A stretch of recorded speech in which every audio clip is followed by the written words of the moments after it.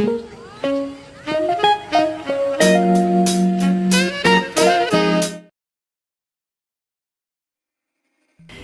guys, it's me Jocelyn. Sorry for talking quiet. I literally just woke up. But anyways, today's video is going to be trendy transitions on alight motion. So this first one is going to be a 4-photo pop-up flip. I know it's like kind of a long name, but whatever.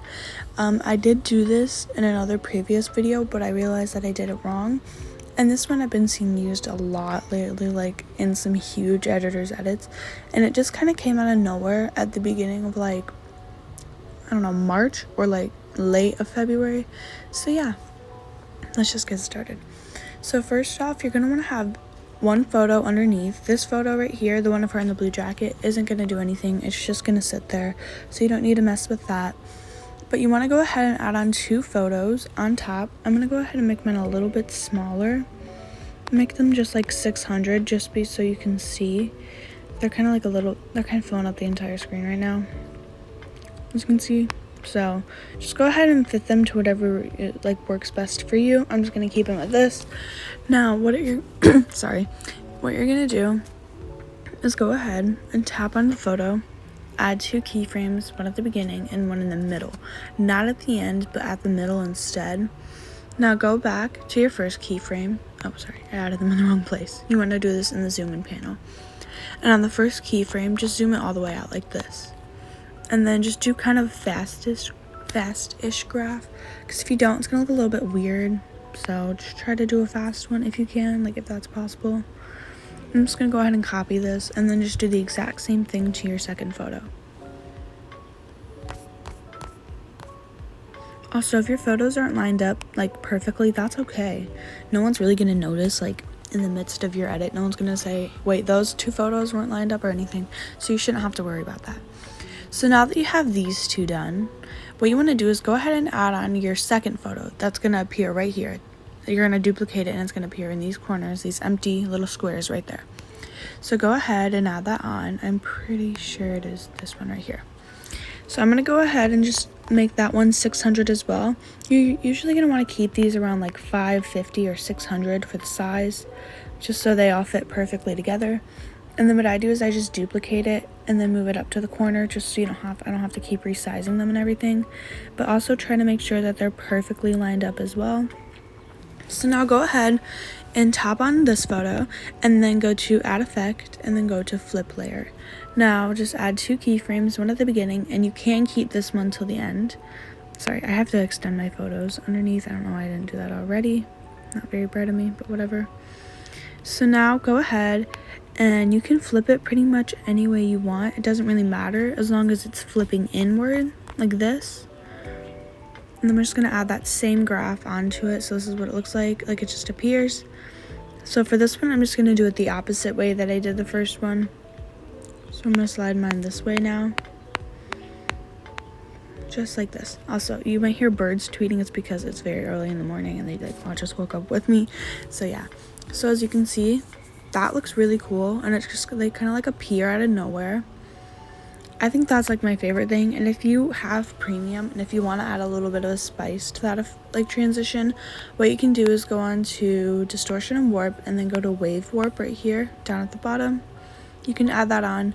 You don't have to do this. I'm saying like if you have premium and you want to spice up the transition a little bit, you can go ahead and make the spacing like a lot, like make it really close together.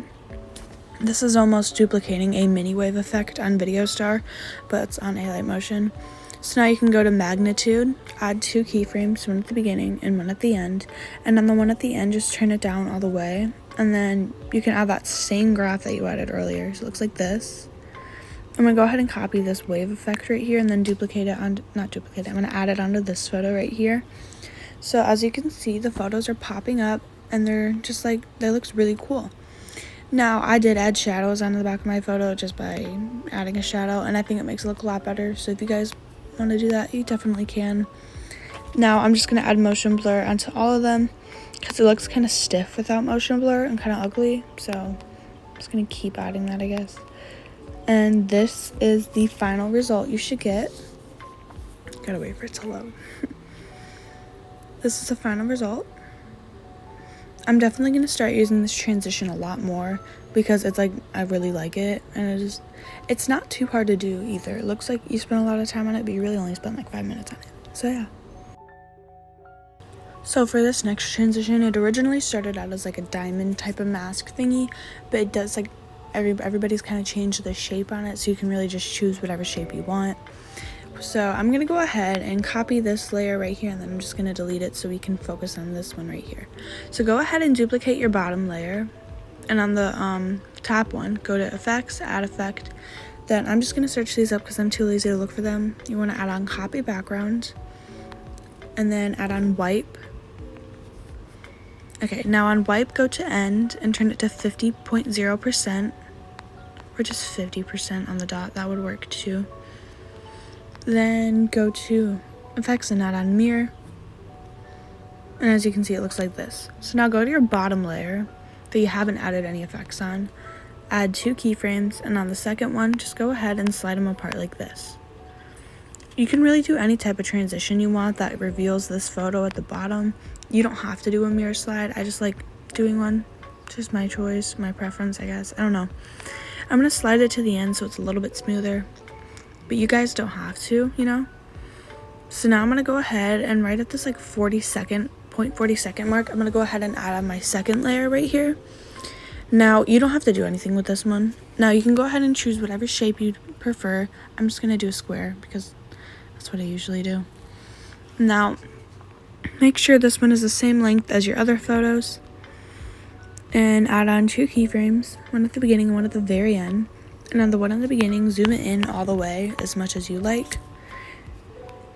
And I'm only going to add, now I'm going to go to the spin panel, and I'm only going to add a tiny bit of spin because I'm not a huge fan of all the spinning on this shape. So we're just going to do that much. So looks like this, as you can see the shape. And then you can also adjust what angle you would like it to end at. So I want it to end like right here. So we're going to do that. Okay, let's see. Okay, yes, that's great. So now I'm just going to add on a little bit of a shadow to my square because I always like the look of that. It always leaves like a nice little shadow. So now hold down on whatever shape you added, and then the photo that you want to be inside of that shape. Well, no. Yeah, I guess. And then tap this like little masking thing right here. And as you can see, it looks like this. Sorry. You're going to want to extend the photo a little bit longer than the shape. I forgot that part. That was my bad. But, yeah. As you can see, it looks like this. I'm going to end it right here, apparently. But as you can see, it ends up looking like this. Very nice, very pretty, whatever, you know? But you guys can really just do any shape you want. You don't have to do a square or a diamond, I guess. You can do whatever shape you prefer. It is your choice, after all. So, I'm going to add a motion blur really quickly. It might take a little while to load, but this is the final result of this transition. I really love it. I love this transition so much. I use it in any edit on any editing program. It's just the best. So yeah. And yeah, that is it for today's video. If you guys enjoyed it, please give it a thumbs up and subscribe. And comment down below any tutorial requests you guys may have. And we are literally so close to 30,000, and I'm like really excited about it. So thank you guys so much for that. I can't believe we've gotten that far. So next video I probably will be saying thank you for 30,000. I grew like 80 subscribers yesterday. I don't know how or why, but that's really shocking to me. So thank you guys, and yeah, I love you guys. Bye.